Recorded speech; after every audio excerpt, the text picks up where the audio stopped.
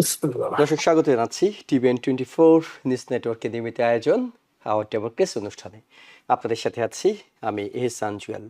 একটা আনন্দময় সময় হতে পারত আমাদের এই আলোচনার উপলক্ষ, কারণ বিশ্বকাপ চলছে আমেরিকার মাটিতে। 48টি দেশ লড়ছে বিশ্ব ফুটবলের শিরোপা লড়াইয়ে।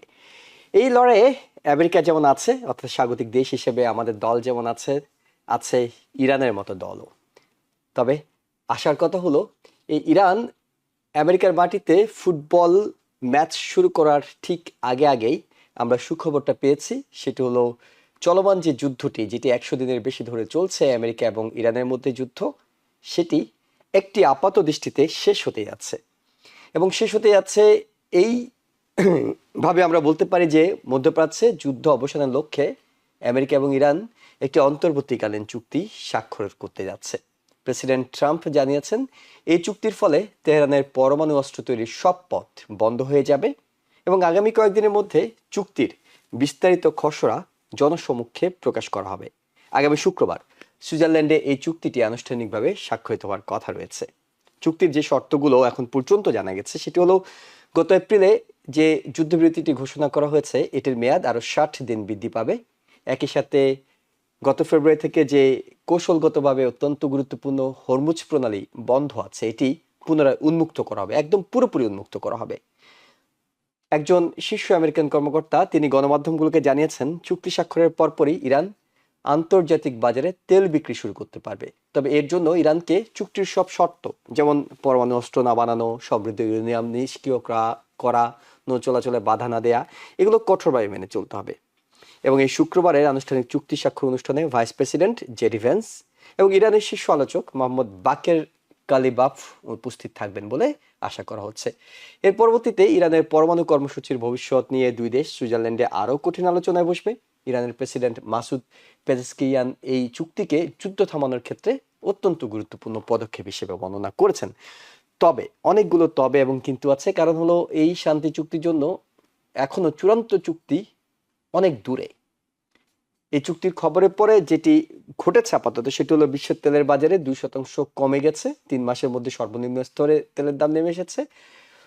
যে গলার কাটাটি হয়ে আছে এটি হলো ইসরায়েল এবং লেবাননের হিজবুল্লাহর মধ্যকার চলমান সংঘাত। এই চুক্তির বাস্তবায়নে একটা বড় জটিলতা হিসেবে দেখা হচ্ছে, কারণ ইসরায়েলের প্রধানমন্ত্রী বলেছেন যে দক্ষিণ লেবাননে সেনা মোতায়েন রাখার যে ঘোষণা আছে সেটি থাকবে। ইরান বলছে অবশ্যই এই হামলা বন্ধ করতে হবে। অর্থাৎ দুই দেশের যে পরস্পর বিরোধী অবস্থান, আমেরিকা এবং ইরান একটা সমঝোতা পৌঁছলো, ইসরায়েল এই ইস্যুতে এখনো একটা অনমনীয় অবস্থান নিয়েছে। তাহলে শেষ পর্যন্ত এই 60 দিনের চুক্তির ভবিষ্যৎ কি, চূড়ান্ত যে চুক্তি সেটির ভবিষ্যৎ কি, সেসব বিষয়গুলো নিয়ে আমরা আলোচনা করব। আলোচনার জন্য আমন্ত্রণ জানিয়েছি কমনওয়েলথ ইউনিভার্সিটি অফ পেনসিলভেনিয়ার professor doctor M Khalequzzaman, Bangladeshi American advocacy group বাগের জয়নাল আবেদিন। আপনাদের দুজনকে স্বাগত জানাচ্ছি। প্রফেসর ডক্টর এম খালেকুজ্জামান, আমরা শুরুতে যে বিষয়টি বলতে চাই, অর্থাৎ চুক্তির তো পুরোপুরি টেক্সটগুলো এখনো পাওয়া যায়নি। চুক্তিটা কি কি ইস্যুতে হতে পারে ধারণা করা হচ্ছে, ইঙ্গিত পাওয়া গেছে, সেসব নিয়ে কথা বলা হচ্ছে। এই চুক্তি কতটা কার্যকর, টেকসই চুক্তি বলে আপনার কাছে মনে হচ্ছে? এটি কতটা শান্তি আনতে পারে? জি, ধন্যবাদ আপনাকে। চুক্তিটা অন্তত হতে যাচ্ছে, এটা একটা আশার খবর এবং আমরা সবাই খুব হ্যাপি যে দুনিয়াতে অস্থিরতা কিছুটা হলে কমবে বলে ধারণা করা হচ্ছে। এবং এটা যে মোটামুটিভাবে কার্যকর একটা চুক্তি হবে, এটার মূল বিষয়টি আমার দৃষ্টিতে যেটা মনে হয় এটা হচ্ছে আমেরিকার প্রেসিডেন্ট ডোনাল্ড ট্রাম্পের যে মানে আগ্রহ এটাতে, এবং বারবার এই ব্যাপারে তিনি খুব ভালো একটা চুক্তি করেছেন, এটা সর্বকালের সর্বশ্রেষ্ঠ চুক্তি হবে, সব মিলিয়ে তার যে উচ্ছ্বাস, তার যে আগ্রহ, সেটা একটা প্রণিধানযোগ্য বিষয়। কারণ এখানে যুদ্ধে 3টা পক্ষ নিয়োজিত, এর মধ্যে আমেরিকা এবং ইরানি হচ্ছে প্রধান 2টা পক্ষ, আর একটা সাবসিডিয়ারি পক্ষ হচ্ছে ইসরায়েল। ইসরায়েলের কথাটা একটু পরে আসছি, যে এখানে একটা স্পয়লার এখনো রয়ে গেছে। এখনো 100% গ্যারান্টি দিয়ে বলা যাচ্ছে না চুক্তিটা কেমন হবে, আদৌ এটা টেকসই হবে কিনা। তবে আপাত দৃষ্টিতে আমরা যথেষ্ট আশাবাদী হতে চাই, কারণ যেটা একটু আগেই বললাম, দুজন যথেষ্ট প্রয়োজনীয় পক্ষ, ইম্পর্টেন্ট পক্ষ, তারা যথেষ্ট আগ্রহ দেখাচ্ছে। For the first time. তবে আমার মনে হয় এই চুক্তিটাতে অ্যাকচুয়ালি কি কি থাকবে এটা এই মুহূর্তে আমরা শুধু আন্দাজ করতে পারি, তাই না?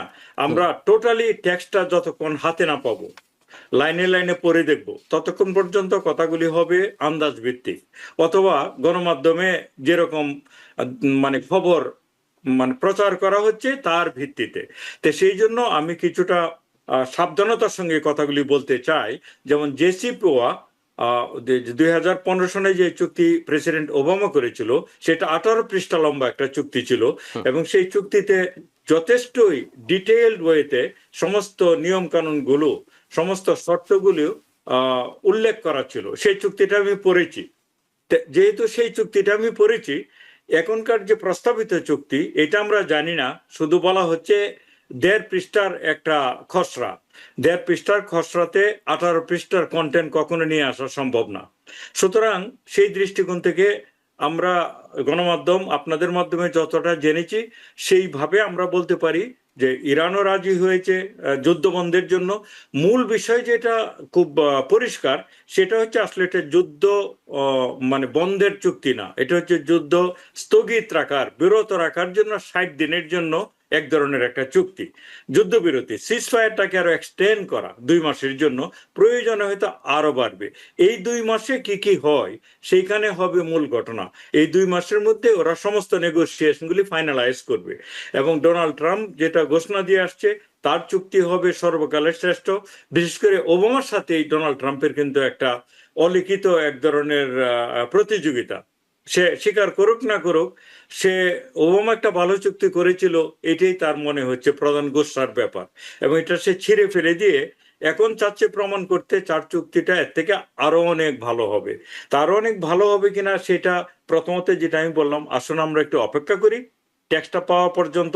তবে একটু যদি অগ্রিম বলে রাখি, আরো অনেক ভালো হওয়ার মতো সম্ভাবনা খুব বেশি আছে বলে আমার দৃষ্টিতে মনে হয় না জেসিপোয়া 18 পৃষ্ঠার যে ডকুমেন্টটা সেটা পড়ার পরে। আমরা তো এর আগেও যুদ্ধবিরতি দেখেছি, অর্থাৎ যখন 8ই এপ্রিল হলো যুদ্ধবিরতি, তারপরে তো আমরা দেখলাম যে যুদ্ধবিরতি নামে আছে, এক দেশ আরেক দেশে হামলা চালাচ্ছে, এমনকি সরাসরি আমেরিকা ইরানও পরস্পরের সম্পদে আঘাত এনেছে এই যুদ্ধবিরতির মধ্যে। এবং যুদ্ধবিরতি হওয়ার পরও আমরা দেখলাম হরমুজ খুললো না। অর্থাৎ আগের যুদ্ধবিরতির সময়টা থেকে শিক্ষা নিয়ে সামনের দিনগুলোতে এমন কোনো আশঙ্কা কি আছে আবার কোন একটা পক্ষ একটা উস্কানি দিয়ে দিল, আবার একটা চুক্তি ভঙ্গ করলো? কারণ কেউ কেউ তো চাইছেন এই শান্তি চুক্তিটা, এই যুদ্ধবিরতি এটা না থাকুক, এমন আশঙ্কা কি আপনি করছেন?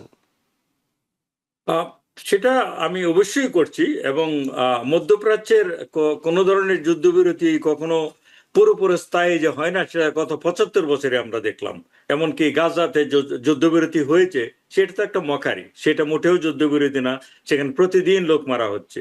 তারপর লেবাননের সাথে কিন্তু ইসরায়েলের যুদ্ধবিরতি হয়েছিল, তারপরেও সেই যুদ্ধবিরতি একদম টেকসই হয়নি। এমনকি যে প্রস্তাবিত যুদ্ধবিরতির দিকে আমরা এগিয়ে যাচ্ছি শুক্রবারে, সেখানেও নেতানিয়াহু ব্যাপারটাতে পুরোপুরি এখনো হ্যাপি না। এমনকি তিনি শুক্রবারেই ডোনাল্ড ট্রাম্পের সাথে একটা যাতে মিটিং করতে পারে জরুরি ভিত্তিতে সেটা তিনি রিকোয়েস্ট করেছেন। প্লাস হচ্ছে ইসরায়েলের যে অন্যান্য পক্ষ রয়েছে, যেমন হচ্ছে ইতামার বেন গাভির, এই জাতীয় যারা হচ্ছে খুব কট্টরপন্থী, তারা কিন্তু অলরেডি বলে দিয়েছে, এমন কথাও বলেছে যে আমরা আসলে আমেরিকার কোনো সাবসিডিয়ারি কোনো শক্তি না, আমরা তাদের কমপ্লিমেন্টারি কোনো শক্তি না, আমরা তাদের কথা মেনে নিতে বাধ্য না, এমনকি আমরা আমাদের স্বার্থটাই দেখব। আমাদের দেশে যদি আক্রমণ আসে ইয়ে থেকে, লেবানন থেকে বা অন্য যে কোনো জায়গা থেকে, আমরা এটা প্রতিহত করব। এখন আক্রমণ যদি আসে সেটা লেজিটিমেট ওয়েতে আসতে পারে, আবার পাতানো ভাবেও আসতে পারে। সুতরাং এটা যে আসলে কি হবে সেটা বলা আসলেই মুশকিল, কারণ আমরা এবারের যুদ্ধ দেখলাম, আমরা জানি গণমাধ্যমের খবরের মাধ্যমে যে এমনকি ইউএই, কুয়েত এবং সৌদি আরবিয়াতে আরামকোতে যেসব আক্রমণ হয়েছে এটা বলা হয় ইরানের পক্ষ থেকে, কিন্তু পরবর্তীতে অনেকগুলোই প্রকাশিত হয়েছে সেগুলি আসলে এক ধরনের ফলস ফেক ছিল। এগুলি আসলে ইসরায়েলের পক্ষ থেকে অনেকগুলো আক্রমণ করে তাদেরকে উত্তক্ত রাখা হচ্ছিল। তো এখন ইসরায়েল, আমি প্রথমেই বলে নিছি আমার ওপেনিং স্টেটমেন্টে, আমার দৃষ্টি তারা একটা বিশাল স্পয়লার। এই স্পয়লার তারা কতটা এই ডোনাল্ড ট্রাম্প কিংবা আমেরিকার কথা না মেনে তারা চলতে পারবে, এটা আমাদের দেখার বিষয় রয়ে গেছে। প্লাস ডোনাল্ড ট্রাম্প নিজেও কতটা মিন করে যে ইসরায়েলকে আমাদের থামাতেই হবে। যদি সত্যি সত্যি আমেরিকা মিন করে, যে মুখে না আর কি, থামাতেই হবে, তাহলে ইসরায়েলকে থামিয়ে দেওয়া যাবে, এ ব্যাপার আমার নিয়ম কোনো সন্দেহ নেই। ইরানের বিষয়টি আমি জানার আবেদনের কাছে জানবো, কিন্তু ডক্টর খালিকুজ্জামান আপনার কাছে জানি, আমেরিকার বিষয়টি জানি। এই যে এতদিন ধরে যুদ্ধ চললো, মানে আমেরিকা তো লাভ হয়েছে নাকি? মানে আমেরিকা হামলা করলো, আমেরিকা ইরানের সব নেতা মেরে ফেললো, এক হামলাতে সব শীর্ষ নেতা শেষ। তারপরে যে টুকরো টুকরো ছোটখাটো শীর্ষ নেতারা ছিলেন তাদেরকেও বিচ্ছিন্নভাবে মেরে ফেলা হলো, ইরানের সম্পদ প্রচুর পরিমাণে ধ্বংস করে দেওয়া হলো। এখন আগামী কালকের দুনিয়া, শুক্রবারের পরের দুনিয়া, আবার আমেরিকা তার দাপটে ফিরে আসলো। আমেরিকা ইরানের যত ক্ষতি করার করলো, আমেরিকার তো তেমন কোনো ক্ষতি হয়নি, সম্পদের দিক থেকে বলি কিংবা অন্যান্য জায়গা থেকে বলি। তাহলে তো ঠিক আছে, মানে আমেরিকা যদি ওই প্ল্যান করে আগায়, এইটুকু লাভ, এটা কি কম লাভ বলে আপনার কাছে মনে হচ্ছে? এটা আমার কাছে পুরোপুরি লাভ মনে হয় না। কারণ হচ্ছে, আপনার কাছে যেরকম আপনি যেমন বললেন যে আমেরিকার তো আসলে তেমন বড় ক্ষতি হয়নি, কিছু কিছু অর্থনৈতিক ইকোনমি কিছু ডাউন টার্ন, ইনফ্লেশন, তারপরে হচ্ছে জিনিসপত্রের দাম বেড়েছে, এটা একটা দিক। আসল ক্ষতিটা যেটা আমেরিকার হয়েছে, তাদের যে ইমেজ দুনিয়াতে, এবং তাদের যে লেজিটিমেসি এই যুদ্ধটাতে, এবং তাদের যে নেতৃত্বের যে গুণাবলী, নেটোতে বলেন জিসিসি কান্ট্রিগুলিতে বলেন, সেখানে সেটা বিরাট বড় প্রশ্নের সম্মুখীন হয়েছে। এবং সারা পৃথিবীতে তারা যেভাবে এক ধরনের বন্ধু ভাড়া হয়ে গিয়েছে ভিতরে ভিতরে, ইসরায়েল বাদ দিয়ে তাদের সে অর্থে কিন্তু সেরকম কোনো বন্ধু আর নেই। নেটো থেকে শুরু করে জিসিসি কান্ট্রিগুলো, ওই দৃষ্টিকোণ থেকে যদি আপনি দেখেন যে এটা ঠিক যুদ্ধ পূর্ববর্তী অবস্থাতে রাতারাতি গিয়ে আমেরিকা পৌঁছে যাবে, এটা ইচ্ছা করলেও সেই ইমেজ নিয়ে, সেই দাপট নিয়ে, সেই লেজিটিমেসি নিয়ে, সেই গ্রহণযোগ্যতা নিয়ে যে পৌঁছতে পারবে, সেই ব্যাপারে আমার কিছুটা সন্দেহ রয়েছে। জি, অনেক ধন্যবাদ আপনার বিশ্লেষণের জন্য। জনাব আবেদিন, একটু আপনার কাছে যেতে চাই, সেটি হলো আমেরিকার গোয়েন্দা সংস্থাগুলো ইন্টেলিজেন্সের রিপোর্ট বলছে, সিএনএন এর কাছে একটি রিপোর্ট এসেছে, সিএনএন আজকে এটি নিয়ে রিপোর্ট করছে। সেটা হলো যে ইরান এই যুদ্ধ থেকে খুব শক্তিশালী একটা নিউক্লিয়ার অপশন পেয়ে গেছে, সেটি হলো হরমুজ। কারণ হরমুজ তারা যে স্থায়ীভাবে বন্ধ করে দেওয়ার সক্ষমতা রাখে, এবং আমেরিকা বলুন, পুরো পৃথিবী বলুন, কেউই সেখানে এটি ওপেন করার ক্ষমতা রাখে না। নতুন করে তারা যে আশঙ্কার কথাটি বলছে, সেটা হলো একেবারে লোহিত সাগরের প্রবেশের পথে ইয়েমেনের হুতিদেরকে দিয়ে তারা যদি বাব এল মানদেব প্রণালী এটিও বন্ধ করে দিতে পারে, পুরো পৃথিবীর ইকোনমি ধ্বংস করে দেওয়ার মতো সক্ষমতা ইরান অর্জন করে ফেলেছে বলে মনে হচ্ছে। এটি কি এই যুদ্ধ থেকে ইরানের অনেক ক্ষয়ক্ষতির কথা আমরা বলছিলাম ডক্টর খালিকুজ্জামানের কাছে প্রশ্নে, এই যুদ্ধ থেকে ইরানের সবচেয়ে বড় অর্জন হিসেবে দেখা মতো বিষয়? ধন্যবাদ প্রফেসর সাহেব, অত্যন্ত সুন্দরভাবে আসলে যুদ্ধের প্রেক্ষাপট সবকিছুই বর্ণনা করেছেন এবং ভবিষ্যৎ সম্পর্কেও কিছুটা আলোকপাত করেছেন। হরমুজ প্রণালী, যে হরমুজ প্রণালী দিয়ে বিশ্বের 20-25% তেল রপ্তানি হতো, সেই হরমুজ প্রণালীকে ইরান যেভাবে ব্যবহার করেছে, যেটা আগেও অনুমান করা হচ্ছিল, গোয়েন্দা সংস্থাগুলোর রিপোর্ট ছিল যে যদি ইরানের সাথে আমেরিকা, যুক্তরাষ্ট্রের বা ইসরায়েলের যুদ্ধ শুরু হয়, তবে হরমুজ প্রণালীকে তারা ব্যবহার করবে।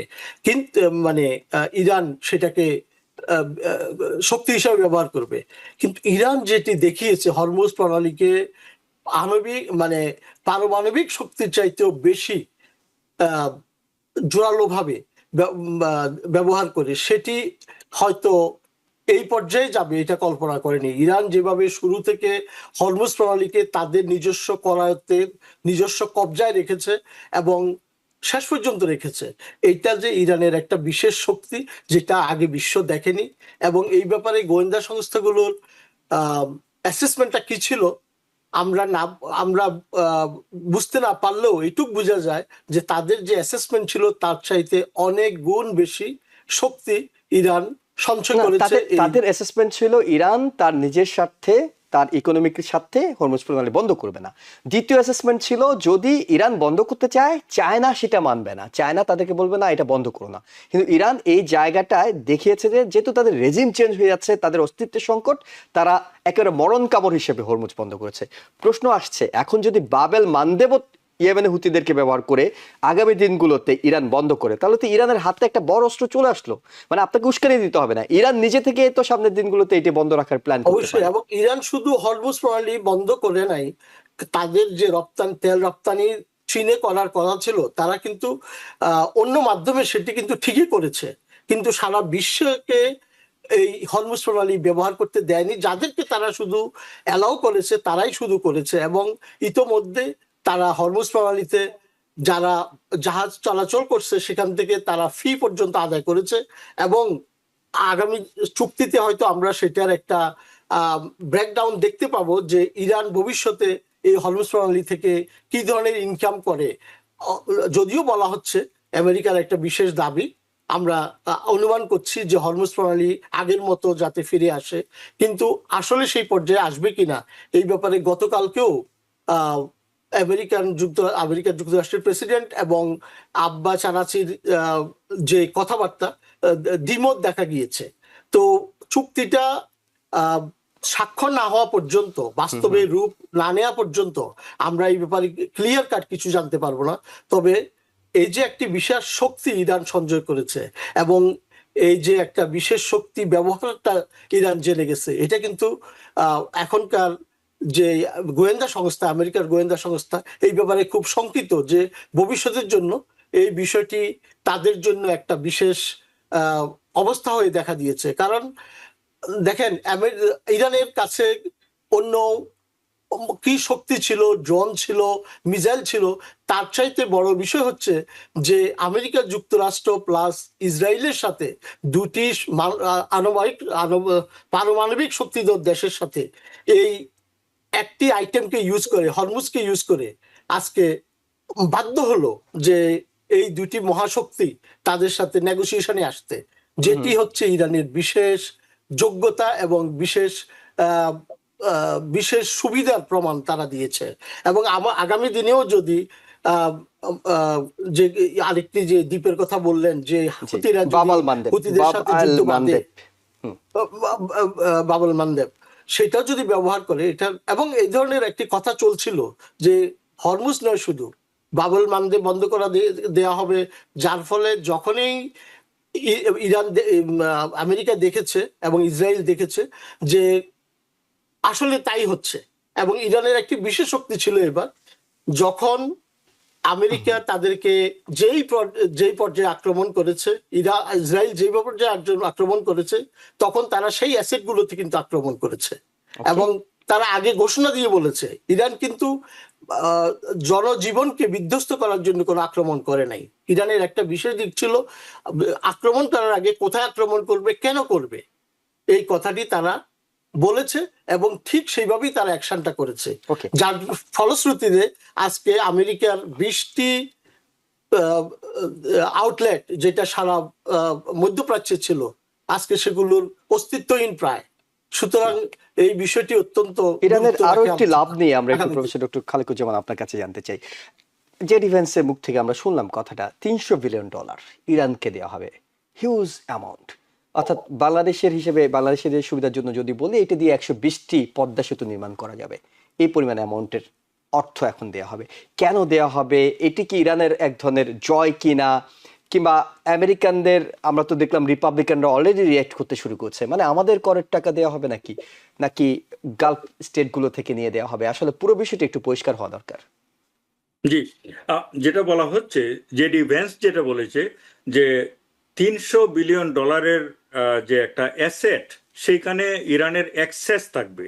এবং এটা হচ্ছে মূলত ওদের ফ্রোজেন অ্যাসেট গুলো তো আছেই, যে যুদ্ধের মানে যে রেভলিউশনের আগের যে তাদের যে ফ্রোজেন অ্যাসেট, সেগুলি কিন্তু জেসিপোয়া 2015-এর পরেও কিছুটা রিলিজ করা হয়েছিল। সেটার পরিমাণ এত না, 300 না। যদিও ডোনাল্ড ট্রাম্প সবসময় বলে আসতো সমস্ত যে তার নির্বাচনী প্রচারণায় যে বারাক ওবামা যে চুক্তি করেছে সেখানে ক্যাশ তাদের হাতে $150 বিলিয়ন তুলে দিয়েছে, তার বাইরে গিয়ে $7.8 বিলিয়ন তুলে দিয়েছে। এটা আসলে সত্য না, কারণ অনেক নিউজ পড়লেই বোঝা যায় জিনিসটা মোটেও সত্য না। জেডি ভ্যান্স যেটা বলছে, এটা একটা হচ্ছে যে তাদের এই অ্যাক্সেস থাকবে যদি তারা সমস্ত আইন কানুন এবং সমস্ত চুক্তির শর্ত মেনে চলে। চুক্তির শর্তগুলি তো এখন আমরা জানি না। তবে এটা তিনি পরিষ্কার করেছেন আমেরিকার অডিয়েন্সের জন্য, এই টাকাটা মোটেও আমাদের পকেট থেকে যাবে না, এটা যাবে হচ্ছে গালফ যে জিসিসি স্টেটগুলো, হুম হুম। তারা সেগুলি দিবে। কেন সেই দেবে? জায়গাটাতে আমার একটা যথেষ্ট একটা মানে কনসার্ন রয়েছে এবং সন্দেহ রয়েছে, হুম হুম। জিসিসি স্টেট কিসের ভিত্তিতে কেন টাকা দিবে হ্যাঁ, মানে কেন দেবে? এটা তাদেরকে। কি মাছের তেলে মাছ ভাজার কোনো একটা পরিকল্পনা কিনা? সেটা একটা, আরেকটা হচ্ছে জিসিসি কে তাদের এক ধরনের আমেরিকার প্রতিজ্ঞা ছিল, তাদেরকে নিরাপত্তা দেওয়া হবে, হুম হুম। তাদেরকে রক্ষা করা হবে সমস্ত মানে যুদ্ধ হুম বিগ্রহ থেকে। হুম। তো এইবার আমরা দেখলাম তারা তো নিরাপত্তা একদিনের জন্য দিতে পারেনি, বরং জিসিসি স্টেটগুলো একটা খুবই ক্ষতিগ্রস্ত হয়েছে। কারণ হচ্ছে যে হরমুজ প্রণালী তো বন্ধ ছিলই, তার বাইরে গিয়ে তাদের যতগুলো বিভিন্ন এনার্জি স্থাপনা, তারপরে আমেরিকান যে বেসগুলো সেগুলি ধ্বংস হয়ে গিয়েছে।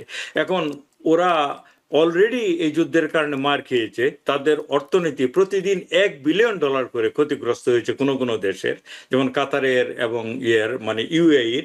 তার উপর দিয়ে তারা আরো $300 বিলিয়ন কি কারণে কি উদ্দেশ্যে কেন দিবে? তারা যদি বাধ্য হয় দিতে, তাদের টুটি চেপে ধরে হয়তো দিবে, কিন্তু সব জ্ঞানে স্বইচ্ছায় তাদের দেওয়ার আমি তো কোনো যুক্তিও দেখি না, কোনো কারণও দেখি না। জি। এবং এই ক্ষেত্রে আবারও সেই পুরনো প্রশ্নটি চলে আসে, যে প্রশ্নটি আপনি শুরুতে উত্থাপন করেছিলেন, যে প্রেসিডেন্ট ডোনাল্ড ট্রাম্প সবসময় প্রতিযোগিতা করতে ভালোবাসেন বারাক ওবামার সঙ্গে। তাহলে বারাক ওবামা যে চুক্তিটি করেছিলেন, যেটি প্রেসিডেন্ট বাদ দিলেন, বাদ দিয়ে তিনি আবার এখন নতুন করে করতে যাচ্ছেন, দুটির মধ্যে তুলনা করার এখনো টেক্সট আসেনি। আপনি বলছিলেন 18 পৃষ্ঠা 1.5 পৃষ্ঠা মেমোরেন্ডাম, কিন্তু মানে কি এমন ভালো আমরা করলাম, এত কিছু করে কি ভালোটা আমরা পেলাম আগের চেয়ে? না, সেটা তো আমি প্রথমেই বললাম, আমার দৃষ্টিতে আমি যদি একটা প্রিডিক্ট করি, জেসি পোয়ার থেকে বেটার কিছু করার সম্ভাবনা আমি দেখি না। কারণ জেসি পোয়াতে যে অরিজিনাল এগ্রিমেন্টে সবচেয়ে যে স্টিকিং পয়েন্ট, সবচেয়ে মূল কথাটাতে স্পষ্টভাবে ইরান বলেছে আমরা কখনো নিউক্লিয়ার ওয়েপন বানাবো না, এটা একেবারে তাদের প্রতিজ্ঞা ছিল সেখানে। এবং তারা বলেছে তাদের পিসফুল ব্যবহারের জন্য, যেমন মেডিকেল ফিল্ডে, এগ্রিকালচারাল ফিল্ডে, তারপরে হচ্ছে আপনার হচ্ছে বিদ্যুৎ বানানোর জন্য এটা বানানো হবে। এবং যে পৃথিবীর শক্তিধর 5টা যে ভেটো প্রদানকারী দেশ দুনিয়ার, প্লাস জার্মানি, এই 6টা দেশ তার গ্যারান্টর ছিল। তো এখন নেটোর দেশগুলোতে এই যুদ্ধে লিপ্ত হয় নাই, তাহলে তাদের চায়নাকে, রাশিয়াকে আপনি এইবারের যে নতুন এগ্রিমেন্ট সেখানে কি পাশে পাবেন? আমার তো মনে হচ্ছে না। তাহলে আগের যে চুক্তিটা, সেখানে তো গ্যারান্টি ছিল পৃথিবীর সবচেয়ে শক্তিধর সমস্ত রাষ্ট্রের, এটা নাম্বার 1, এটা আপনি পাচ্ছেন বলে আমার মনে হচ্ছে না। 2 নম্বর হচ্ছে সেখানে তারা অলরেডি বলেছিল তারা কোনো নিউক্লিয়ার ওয়েপন বানাবে না। এমনকি যুদ্ধের ভিতরেও আরাকচি কিন্তু অলং বলছে আমাদের তো নিউক্লিয়ার ওয়েপন বানানোর কোনো কথা আমরা কখনো বলিনি। হ্যাঁ, এটা গেল। তাহলে এর বাইরে গিয়ে আর আপনি কি চাবেন? না, 2। মানে মানে আর এটা 3 নম্বর এটা কি হচ্ছে, এক ধরনের কৌশল নয়? এটা আপনি ইউরেনিয়াম সমৃদ্ধ করছেন, প্রায় 90% জি করে ফেলেছেন। সেই ক্ষেত্রে আপনি আবার বলবেন যে আপনি বানাবেন না, বানাবেন না, মানে বানাবো এই কথা বলার সুযোগ তো তাদের একবারের জন্য নেই। বানাবো বললেই তো সবাই মিলে হামলে পড়বে তাদের উপরে, অনেকেই হামলে পড়বে। তো তারা যদি নাই বানান, ইউরেনিয়াম সমৃদ্ধ করছেন কেন? কিংবা সেগুলো না, হস্তান্তর করতে সমস্যা কি? ইউরেনিয়াম সমৃদ্ধ তারা করেছিল মানে আইএই এর সমস্ত নিয়ম কানুন মেনে, ওকে। সেখানে মনিটরিং চলছিল। এবং সেই জেসিপোয়ার শর্ত অনুযায়ী হুম 8 হুম। বছর ধরে কন্টিনিউয়াস মনিটরিং হবে। এবং সেই মনিটরিং এ আইএই এর যে প্রেসিডেন্ট, তিনি অলং বলে আসছে তারা ইরান কিন্তু সমস্ত আইন কানুন মেনে চলছে। এখন আপনি যদি সেই শর্ত থেকে বেরিয়ে আসেন হুম আমেরিকা, হুম হুম। তাহলে তো ইরান আর সেই শর্ত মেনে চলার কোনো দায় দায়িত্ব তাদের ঘাড়ে রাইট। বর্তায় না। সেখানে গিয়ে তারা যদি আরো সমৃদ্ধকরণ করে থাকে, সেটাকে তো আপনি দোষ দিতে পারেন না, কারণ তারা তো আন্ডার কোনো মনিটরিং ছিল না, কোনো চুক্তির আওতাধীনও ছিল না। আপনি সঠিকভাবে বলেছেন যে এখন ইরান তো ঘোষণা দিয়ে বলবে না যে আমরা মানে নিউক্লিয়ার ওয়েপন বানাবো। সেটা কিন্তু বাই দ্য ওয়ে পৃথিবীর প্রায় কোনো দেশই ঘোষণা দিয়ে বানায়নি। বলে না। আপনি যদি ইতিহাসগুলি দেখেন, হুম হুম। সেখানে আপনার যে ভারত থেকে শুরু করে, পাকিস্তান থেকে শুরু করে অন্যান্য রাষ্ট্র যারা করেছে, কেউ ঘোষণা দিয়ে দর্প ভরে বলে নাই যে আমরা নিউক্লিয়ার ওয়েপন বানাবো। এবং একইভাবে বানানোর ইসরায়েলের পরও হাতে অনেকে যে গোপন রাখে, বানানোর পরও অনেকে গোপন গোপন রাখে, রাখে। বানানোর পরে যখন ইসরায়েল গোপন রেখেছে, তারা অস্বীকার করে না, স্বীকারও করে না। তো নর্থ কোরিয়া কোনো একইভাবে স্টেটমেন্ট দেয় না, মাঝে মাঝে দু একটা টেস্ট করে দেখায়। টেস্ট করে দেখায়। তো হুম। একইভাবে ইরান এখন সেটা হয়তো ভিন্ন আলোচনা হয়ে যাবে। জি। এখন আপনি পার্শ্ববর্তী একটা দেশে নিউক্লিয়ার ওয়েপন আছে বলে সারা পৃথিবী ধারণা করে, তাদের উপর আপনি কোনো খড়গহস্ত হচ্ছেন না, তাদেরকে আপনি কোনো ধরনের মনিটরিং এর আওতায় নিয়ে আসছেন না, কিন্তু অন্য একটা দেশ তার নিজের প্রতিরক্ষার জন্য যে যেটা করতে চায় সেটা করতে দেওয়া যাবে না। এটা কোন লজিকে, কোন যুক্তিতে, কোন ভ্যালিউতে, মূল্যবোধ নিয়ে আপনি কথাগুলি বলেন সেটা আমি জানি না। তবে আমার ধারণা এটা কৌশলগত কারণে ইরান তো স্বীকার করবে না তারা আগাচ্ছে। তবে 2018 থেকে এখন পর্যন্ত 8 বছর পার হয়ে গিয়েছে। হ্যাঁ, তা 8 বছরে একটা মানে নিউক্লিয়ার গ্রেড ওয়েপন বানানোর মতো অবস্থা প্রায় যেসব দেশগুলো করেছিল, যে আপনি বলেন কি বলে 15-20 বছর লাগে আর কি, যেমন ইন্ডিয়ার কথা যদি বলেন, পাকিস্তানের কথা বলেন, তারা এরকম লেগেছিল। সেই সূত্রে ইরান যদি ভিতরে ভিতরে অলরেডি সে সক্ষমতা অর্জন করে থাকে, তাহলে সেটা সেটা হয়তো এমনও হতে পারে নর্থ কোরিয়ার মতো ওরা একবার ডিক্লেয়ার করে দিবে যে আমরা আমাদের প্রয়োজন এটা করেছি, এখন আমরা তো অনেক আইন কানুন মানার চেষ্টা করেছি, তোমরা আমাদেরকে বিশ্বাসই করো নাই, সুতরাং আমাদের নিজের স্বার্থে আমরা এটা করেছি। মানে আমরা জানি না যে এরকম ওরা অলরেডি সক্ষমতা অর্জন করে ফেলেছে কিনা, এবং ওরা যে গার্ডস নিয়ে এবার যুদ্ধটা করলো, যেভাবে প্রতিটা আক্রমণের পাল্টা উত্তর দিল, যেভাবে কথার খেলাগুলো খেললো, যেভাবে তারা হরমুজকে বন্ধ করে রাখলো, মানে অনেকে মনে করছেন যে আদৌ তারা করে ফেলেছে কিনা সেটিও কিন্তু পরিষ্কার হচ্ছে না কোনোভাবে। যাই হোক, শেষ পর্যন্ত আমরা 2015 সালে সেই চুক্তির কাছাকাছি একটা চুক্তি করতে যাচ্ছি, সেই তো গেলি তবে কেন জল ঘোলালি, এই ধরনের বিষয়গুলোই হলো আর কি। জনাবদি একটু আপনার কাছে শুনি, সেটা হলো যুদ্ধ চলছে, সামনে আরেকটা যুদ্ধের জন্য আমরা প্রস্তুতি নিচ্ছি, নভেম্বরের মধ্যবর্তী নির্বাচনের প্রস্তুতি। ডেমোক্রেট প্রাইমারিটা খুব গুরুত্ব পাচ্ছে, কিন্তু আগামীকালকে আজকে যেটি হতে যাচ্ছে সেটি হলো বেশ কয়েকটা স্টেটে এমন কিছু প্রাইমারি এবং রান অফ হচ্ছে যেগুলোতে প্রেসিডেন্ট ডোনাল্ড ট্রাম্প যাদেরকে এন্ডোর্স করেছেন, যাদের পক্ষে কাজ করেছেন, অর্থাৎ পরীক্ষার সামনে এখন প্রেসিডেন্ট ডোনাল্ড ট্রাম্প। এই স্টেটগুলো ওকলাহোমা, আলাবামা, জর্জিয়া, এগুলো নিয়ে যদি আমরা একটু শুনি আপনার কাছে যে কতটা পরীক্ষার মুখোমুখি হচ্ছেন প্রেসিডেন্ট ডোনাল্ড ট্রাম্প। ধন্যবাদ। যদিও এই যে মধ্যবর্তী নির্বাচন আসছে, আমরা নভেম্বরের যেটার আভাস পাচ্ছি, মধ্যবর্তী নির্বাচন হবে এবং কি হবে মর্নিং শোজ দ্য ডে, এখনই অনেকটা বোঝা যাচ্ছে। তো আগে যেমন ডোনাল্ড ট্রাম্প কাউকে যদি এন্ডোর্স করতো রিপাবলিকান, তারা ধরে নিত যে দেখা যেত যে সেই প্রার্থী উইন করছে, কারণ ডোনাল্ড ট্রাম্পের ক্যাম্পেইন ছিল, ফাইন্যান্স ছিল, সবকিছু ছিল। এখনো ঠিক সবকিছুই আছে, অনলি মানুষের যে সমর্থন সেটি কিন্তু নাই। কারণ হচ্ছে ডোনাল্ড ট্রাম্পের যে জনপ্রিয়তা যে হ্রাস পেয়েছে অনেক, মানে 30-এর কোটায়, তো ইতিহাসের সবচেয়ে কম, সেই জিনিসগুলো কিন্তু ফুটে উঠতেছে। যেমন আলাবামা, ওকলাহোমা, এইসব স্টেটগুলোতেও, যেখানে রেড স্টেট, সেখানেও আমরা কি দেখতে পাচ্ছি? আমরা দেখতে পাচ্ছি যে ডেমোক্রেট যে ক্যান্ডিডেটগুলো, তারা এমনি তো ভালো করছে, রিলেটিভলি অনেক বেশি ভোট পাচ্ছে। At the same time Republican যাদের সাথে ডোনাল্ড ট্রাম্পের এন্ডোর্সড ক্যান্ডিডেটদের কম্পিট হচ্ছে, আমরা সেখানে কি দেখতে পাচ্ছি যে ডোনাল্ড ট্রাম্প আগে যেভাবে এন্ডোর্স করে দিল, দেখা গেছে যে সেই প্রার্থী উইন করছে, সেই সুযোগটা আর নাই। এখনো যে ডোনাল্ড ট্রাম্পের ইনফ্লুয়েন্স নাই সেটা আমি বলছি না, কিন্তু আগে যেটি ছিল সেটা কিন্তু এখন আর নাই। এবং যার প্রতিফলনটা আমরা দেখতে পাচ্ছি যে যদিও হয়তো XYG ব্যালটে আছে, আসলে ইনডাইরেক্টলি ব্যালটে ডোনাল্ড ট্রাম্প আছেন। এবং নভেম্বরের যে ব্যালটটা হবে রিপাবলিকান দলের ভার্সেস ডেমোক্রেট, তখন তো নির্বাচন হবে, সেখানে কিন্তু ডোনাল্ড ট্রাম্পের উপস্থিতিটা সেখানে থাকবে। আর আরেকটা জিনিস দেখেন যে 107 দিনের যে যুদ্ধটা শেষ হতে চলছে, আমরা আশা করছি সারা বিশ্ব মুখিয়ে আছে দেখার জন্য। অলরেডি তার যে এফেক্টটা, ব্যাড ইফেক্ট গুলো কিন্তু ইতোমধ্যে মানুষের গায়ে লাগছে অনেক জায়গায়। 6 টাকার উপরে।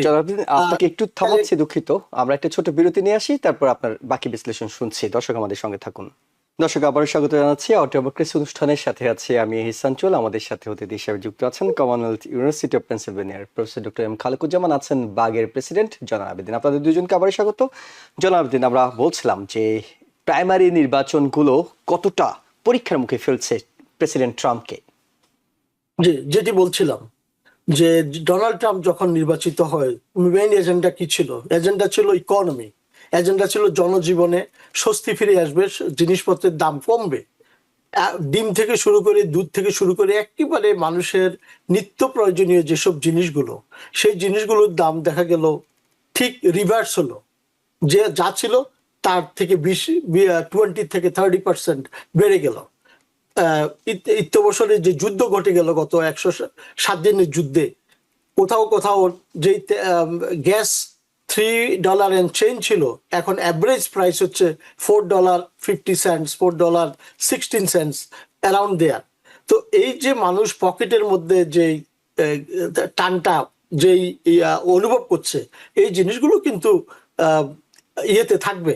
দ্বিতীয় যে বিষয়টা ছিল ইমিগ্রেশন, যেটা সীমানা নিয়ে যেসব এজেন্ডাগুলো ছিল, কিন্তু ইমপ্লিমেন্ট করতে গিয়ে আমরা দেখেছি যে আইসকে দিয়ে যেভাবে আমেরিকান সিটিজেনকে পর্যন্ত যারা প্রটেস্ট করতে গেছে অথবা তাদের নাগরিক অধিকার প্রদর্শন করতে গিয়েছে, সেখানে তারা বাধার সম্মুখীন হলো, মারা গেল এবং অসন্তোষ হলো। বিশাল বিশাল 80 মিলিয়ন লোক একদিন রাস্তায় নেমে আসলো।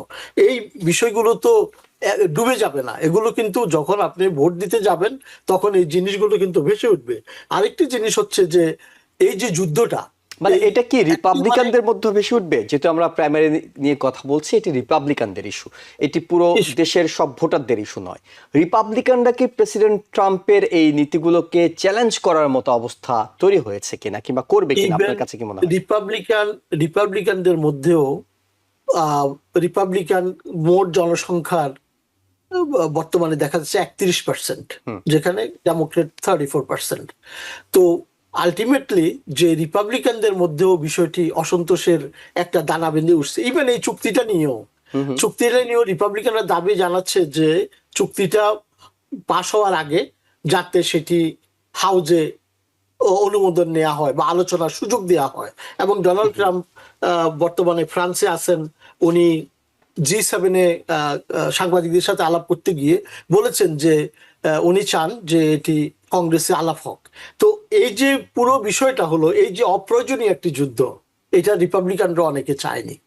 রিপাবলিকানদের মধ্যে অনেকেই ইতিমধ্যেই এই যুদ্ধের ব্যাপারে অসন্তোষ প্রকাশ করেছে। এবং গ্রোসারিতে যখন দাম বাড়ে সেখানে ডিম দুধ রিপাবলিকানরাও কিনেন, যখন পাম্পে গিয়ে তেল কিনতে হয় সেটি বাড়তি দামে রিপাবলিকানদেরকেও কিনতে হচ্ছে। ইকুয়েশনটা অনেকটা এইভাবে আমরা দেখতে পারি। আমরা একটু প্রফেসর ডক্টর এম খালেকুজ্জামান, শেষ যে ইস্যুতে আপনার কাছে যেতে চাই, যেটি বলছিলেন জয়নাল আবেদিন, যে একটা অংশ তো রিপাবলিকান আমরা ধরে নিলাম, একটা অংশ ডেমোক্রেট আমরা ধরে নিলাম, কিন্তু সিএনএন নতুন যে রাজনৈতিক সমীকরণটা সামনে এনেছে সেটি হলো দেশে 47% ভোটার তাদের সবশেষ জরিপে বলছে যে আমরা ইন্ডিপেন্ডেন্ট, যেটা হয়তো আগে 30-35% ভোটার সর্বোচ্চ ইন্ডিপেন্ডেন্ট হিসেবে বলতেন। এখন তারা বলছেন যে না, রিপাবলিকান ডেমোক্রেট কে কি করছে আমাদের কিছু যায় আসে না, আমরা রেজিস্ট্রেশন করছি, ইন্ডিপেন্ডেন্ট করছি না কোনো দলের হয়ে, এবং আমরা রাজনীতি ইস্যুগুলোতে ইন্ডিপেন্ডেন্টলি সামনের দিনগুলোতে ভোট দেবো। এটি মধ্যবর্তী নির্বাচন কিংবা আগামী প্রেসিডেন্ট নির্বাচন, এগুলোতে কি ধরনের প্রভাব ফেলতে পারে? এত মানুষ কেন ইন্ডিপেন্ডেন্ট হয়ে যাচ্ছে? জি, ধন্যবাদ। আমার মনে হয় এটা একটা গুরুত্বপূর্ণ একটা ইস্যু আপনি সামনে নিয়ে এসছেন। এবং জয়নাল আবেদিন ভাই যেরকম একটু আগে বললো যে 31% আর 34% হচ্ছে মনে করুন যে রিপাবলিকান আর ডেমোক্রেট রেজিস্টার, তাহলে দাঁড়াচ্ছে 65%। তাতেও কিন্তু 35%-এর মতো সেইভাবে ধরলে মোটা দাগে দেশটা 3 ভাগে বিভক্ত ছিল, 1/3, 1/3, 1/3। 35% ছিল ইন্ডিপেন্ডেন্ট অল এলং। আমরা জানতাম 20-25% অনেক সময়। তো সেই সংখ্যাটা বেড়ে 47 হয়েছে। এটাকে আমি বরং একটা ভালো শুভ লক্ষণ হিসাবে দেখি ব্যক্তিগতভাবে। কারণ মানুষ যদি তাদের মাথাটা বন্ধক না দিয়ে দেয় কোনো রাজনৈতিক দলের কাছে, সেটি বরং সুনাগরিকের কাজ। হ্যাঁ, আমি মনে করি যে মানুষ বেশি ইন্ডিপেন্ডেন্ট হচ্ছে মানে নিজের মতো করে ভাবছে, নিজের মতো করে চিন্তা করছে। আরেকটা ভাবে বলা যায়, তারা দুটো দল কোনোটার উপরেই সেইভাবে আর সন্তুষ্ট হতে পারছে না, এই জন্য তারা ইন্ডিপেন্ডেন্ট হিসাবে রেজিস্টার্ড করছে। তা আমার দৃষ্টিতে এটা একটা ভালো লক্ষণ। তা আপনি বলছেন কেন হচ্ছে যে আমাদের দেশে মূলত যেই ইস্যুগুলো থাকে সবসময় ভোটারদের মনে, তার মধ্যে প্রথম তো অলওয়েজ ইকোনমি, সেকেন্ড হচ্ছে আপনার ইমিগ্রেশন, হ্যাঁ, থার্ড হচ্ছে আপনার কালচারাল ইস্যুস বলতে এই যে আপনার ওক থিওরি, তারপরে মনে করুন ক্লাইমেট চেঞ্জ, এগুলি হচ্ছে আমি মনে করি কালচারাল ইস্যু। হ্যাঁ, তারপরে তাহলে তারপর নিরাপত্তা, গানের যে রাইট, মানে বন্দুকের যে রাইট, এগুলি হচ্ছে মোটা দাগে বড় বড় ইস্যু। এখন ইকোনমিক ইস্যুতেই সবচেয়ে বেশি মানুষ শঙ্কিত হয়। আমেরিকার মানুষজনের একটা প্রবণতাই হচ্ছে যে এমন 1992 সনে বিল ক্লিন্টনের যে ইয়ে ছিল, মানে ক্যাম্পেইন ম্যানেজার, তিনি বলেছিলেন যে it is the economy stupid, যে at the end of the day আমেরিকাতে ইকোনমিক সিচুয়েশনটা কি সেটাই বেশি স্টিক করে। এখন মনে করুন যুদ্ধের ব্যাপারটা, যুদ্ধ তো আমাদের গায়ে সরাসরি লাগছে না, কিছু কিছু আমরা নিউজে দেখি একটা বোমা এসে আমেরিকাতে পৌঁছায়নি। তা আমি যেটা বলতে চাচ্ছি, যুদ্ধের ব্যাপারটা একটা ইস্যু ইলেকশনে, কিন্তু মনে করুন যে জিনিসপত্রের দাম যদি হই হই করে কমতে শুরু করে আগামী 2-3-4 সপ্তাহের মধ্যে, তাহলে কিন্তু পুরোপুরি মতামত পাল্টে যাবে আমেরিকাতে। ইমিগ্রেশনের ইস্যুতে এখনো কিন্তু 8% বেশি মানুষ আমেরিকার ডোনাল্ড ট্রাম্পকে সঠিক ব্যক্তি মনে করে, সমর্থন করে। 8% বেশি মানুষ, সেই সংখ্যাটা কিন্তু ওবামার আমলেও উল্টা ছিল। তারা 7%-এর মধ্যে বেশি মানুষ মানে ডেমোক্রেটদেরকে ইমিগ্রেশন ইস্যুতে সঠিক পার্টি মনে করতো। এখন রিভার্সালটা হচ্ছে 15%-এর, মানে ডেমোক্রেটদের বিপরীতে চলে গেছে 15% লোক।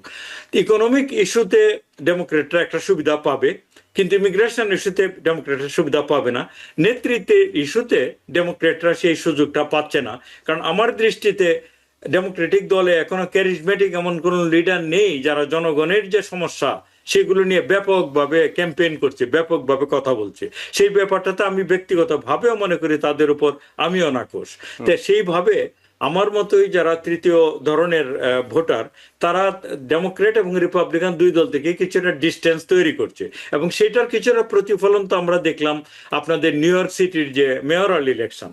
ট্রু যে জোহরান মামদানি একজন ডেমোক্রেট, কিন্তু তিনি তো সোশ্যাল ডেমোক্রেট। তো এরকম ভাবে প্রগ্রেসিভ যে কজগুলো, যে social Democratic alliance, progressive caucus, তাদের যেমন বার্নি স্যান্ডার্সের ককাস, অথবা মনে করুন যে এওসির ককাস, রাশিদা তালেবের ককাস, ইলহান উমর, সেই জাতীয় ব্যক্তিগুলো যারা জনগণের ইস্যু নিয়ে বেশি কথা বলে, তারা কিন্তু আস্তে আস্তে পপুলার হচ্ছে। কিন্তু আনফর্চুনেটলি তাদের কেউ এখনো একেবারে আপনার ন্যাশনাল স্কেলে একটা ব্যাপক ক্যারিজমেটিক লিডার হিসেবে উত্থিত হয়ে আসছে, এটা আমার মনে হচ্ছে না। যার জন্য ওই যে ইন্ডিপেন্ডেন্টরা এগিয়ে যাচ্ছে আমি মনে। তবে ইন্ডিপেন্ডেন্টরা কিন্তু হিস্টোরিকলি দেখা যায় more than half independent always democratic lenient থাকে, তাদের লিনিয়েন্সিটি ডেমোক্রেটিক পার্টির দিকে বেশি থাকে। যেমন যুদ্ধের কথা ধরুন, এইবারের যুদ্ধে মানে আপনার 73% ডেমোক্রেটরা যুদ্ধটার বিরোধিতা করে। আমি বলছি ইরানের যুদ্ধটার কথা। মাত্র 30%-এর মতো রিপাবলিকানরা যুদ্ধটার বিরোধিতা করে।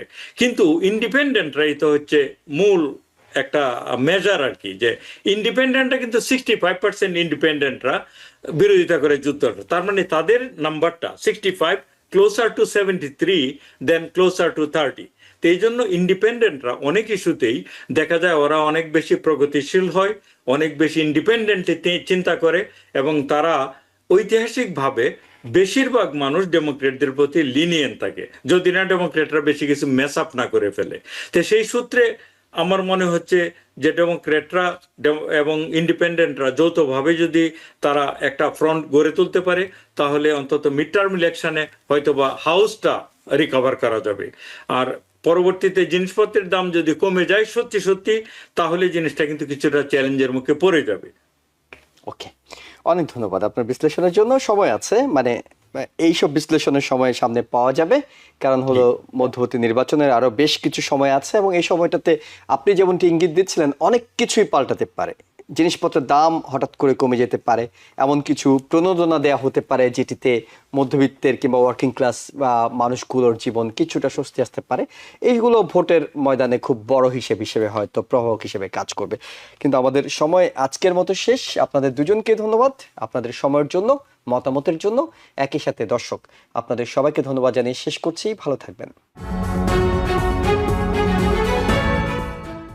টিভিএন 24 টেলিভিশন দেখতে আজই কল করুন 7187776556। লগ ইন করুন www.totalcablebd.com।